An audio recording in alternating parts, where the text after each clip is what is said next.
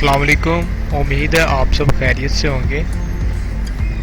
बहुत सारे ममालिक ने अपने मुल्क के अंदर दाखिल होने के लिए कुछ फॉर्म्स मुतारिफ़ करवाए हैं। आज हम आपको उन फॉर्म्स के मुतालिक बताएंगे, इन फॉर्म्स को फिल कैसे करना है और इन फॉर्म्स को सबमिट कैसे करना है। सबसे पहले ये जो फॉर्म है ये यूके की गवर्नमेंट ने अनाउंस किया है। आपने अगर यूके जाना है तो सबसे पहले इस फॉर्म को फिल आउट करना है और फिर इसका प्रिंट लेके अपने साथ जाना है। इधर इन्होंने तमाम एसओपीज भी बताए हुए हैं और फॉर्म फिल करने के लिए आपको जो जो डॉक्यूमेंट्स रिक्वायर्ड हैं वो भी उन्होंने बताए हुए हैं। जैसे ये देखें नीचे लिखा हुआ है, before you start you will need your passport information, your travel details including time and dates, the address where you will stay in the UK. इसके बाद वो कह रहा है, you can not submit this form until 48 hours before you arrival in the UK. कहता है कि आपने यूके 48 घंटे से पहले आपने ये फॉर्म सबमिट नहीं करना। जब आपकी अराइवल का वक़्त 48 घंटे रह जाएगा तब आपने ये फॉर्म फिल करना है। यहाँ से आपने स्टार्ट नाउ करना है, फॉर्म स्टार्ट हो जाएगा। फॉर्म आपने फिल करके सबमिट करके उसका प्रिंट निकाल लेना है। इसके बाद ये फ्रांस की एप्लीकेशन है, ये आपने फिल करनी है। इसके अंदर उसने बताया हुआ आपका नाम हो जाएगा, आप पैदा किधर हुए हैं, नेशनैलिटी हो जाएगा, आप रहने वाले किधर के हैं। ये फॉर्म आपने प्रिंट आउट कर लेना है और इसको टिक कर लेना है। यहाँ पे आपने डेट लिख देनी है और उसके बाद यहाँ पे आप अपनी डिटेल्स मेंशन कर देनी है। ये फॉर्म भी आपने 48 घंटे जब आपकी अराइवल का टाइम रह जाएगा तब आपने फिल आउट करना है। उसके बाद फिल करके इसको अपने साथ प्रिंट करवा देना है। प्रिंट करवाने के बाद जब आप फ्रांस पे लैंडिंग करेंगे तो वहाँ आपने इमिग्रेशन को ये फॉर्म सबमिट कर देना है। इसके बाद ये सिंगापुर का फॉर्म आ जाता है। ये अगर आप सिंगापुर ट्रैवलिंग कर रहे हैं तो ये आपको मस्ट अप्लाई करना पड़ेगा।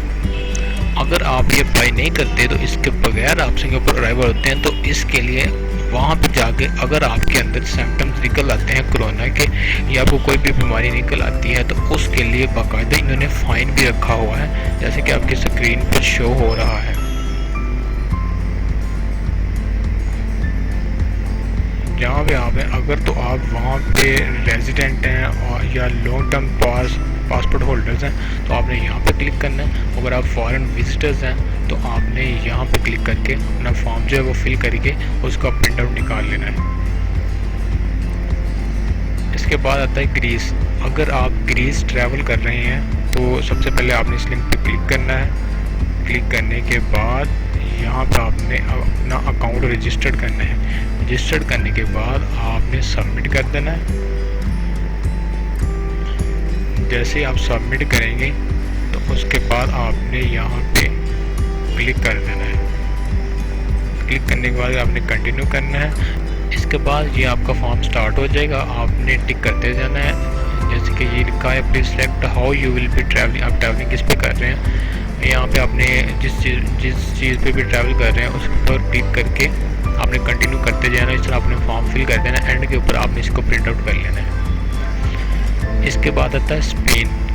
अगर आप स्पेन के लिए ट्रैवल कर रहे हैं तो यहाँ पे ये आ रहा है इंडिविजुअल FCS फॉर्म। यहाँ पे आपने क्लिक करना है। क्लिक करने के बाद आपने यहाँ पे अपनी सारी डिटेल्स इंटर करनी है। डिटेल्स इंटर करने के बाद आपने यस कर देना है। उसके बाद आपने सेंड कर देना है। इसके बाद आपको मेल रिसीव होगी। मेल के अंदर आपका फॉर्म दिया होगा जो आपने प्रिंट आउट कर लेना है। और जब आपकी अराइवल होगी स्पेन में तो वहाँ पे आपने इमिग्रेशन को अपना ये फॉर्म दे देना है। और लास्ट में हमारे पास आता है इटली। इटली अगर आप ट्रैवल कर रहे हैं तो आपने सबसे पहले इस लिंक पे जाना है। सारे लिंक मैंने डिस्क्रिप्शन में भी डाल दिए हैं, आप वहाँ से लिंक पर क्लिक करके अपनी रजिस्ट्रेशन करवा सकते हैं। करवा के अपना जो फॉर्म है वो प्रिंट आउट कर सकते हैं। इटली के अंदर ये भी सिंपल सी डिटेल्स हैं, आपने ये फिल कर देना है। फॉर्म फिल करने के बाद आपने एंड पे जाके वहाँ पर फॉरवर्ड कर देना। और इस तरह फिर आपको जो है वो आपका फॉर्म मिल जाएगा। फॉर्म लेके आपने इटली के जब एयरपोर्ट पर उतरेंगे तो वहाँ अपने इमिग्रेशन को अपना ही फॉर्म देगा। इसके अलावा अगर ये फॉर्म आपके पास नहीं होंगे तो इन कंट्रीज़ की जो इमिग्रेशन है वो आपको उस मुल्क के अंदर इंटर नहीं होने देगी।